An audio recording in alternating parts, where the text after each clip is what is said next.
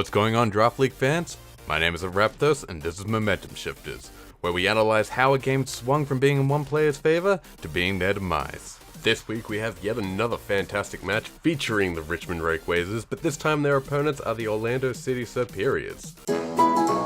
So let's set the scene. The Rayquazers were able to set up a rain dance, much to the confusion of the Superiors. Then they were able to use Kyurem as a sacrifice to force the Tapu Lele into Moonblast. Then they could send out their Qwilfish and set up a substitute in Swords Dance and sweep through the Superiors team using a rain-boosted Swift Swim Qwilfish. After Tapu Lele dropped, it was looking like the end for the Superiors until they had some solid thinking and realized the way to win the game. They sent in their Arcanine, switched down to Serena to sack that off. Then they switched the Arcanine back in, so that way it could take anything from the now neutral Qwilfish, and then sweep through the rest of the Rayquazers team.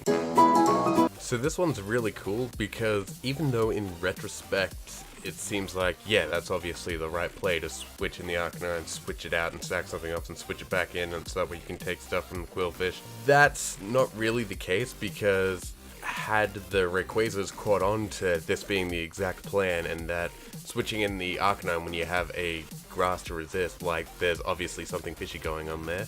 So had they seen that rather than just seeing the sweep that was ahead of them, then they could have easily switched their Qwilfish out, even though it's at +1, switch it into the Heliolisk to set up rain again, so that way the Arcanine can't really deal too well with the Qwilfish.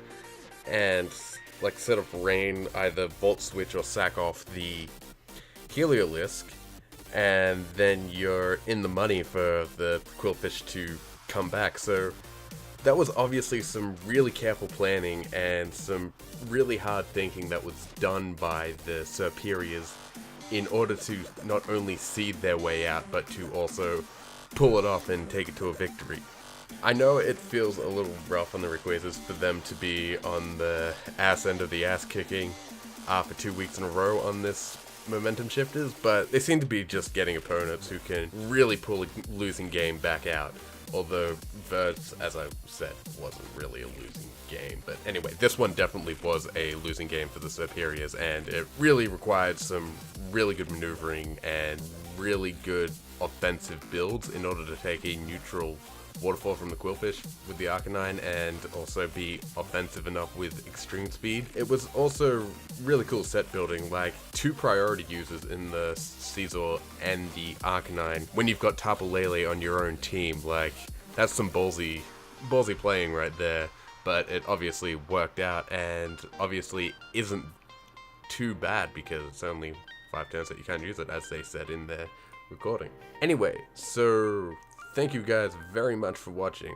My name's been Raptos, and come check us out next week for another episode of Momentum Shifters. Peace!